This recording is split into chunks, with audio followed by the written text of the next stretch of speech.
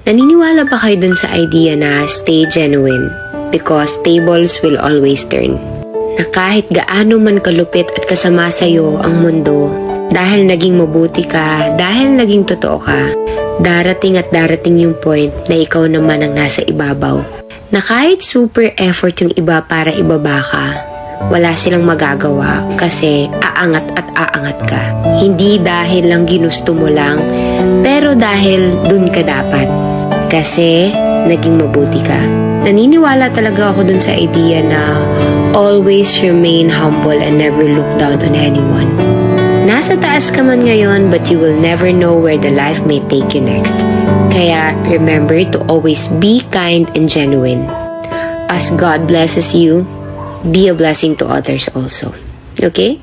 Kapag nilagpasan mo ito, hindi ka magiging successful sa buhay mo. Thank you, Lord. Sana, Lord, yung nanonood sa video na ito, masolve lahat ng problema. Pahingi lang po ng amen.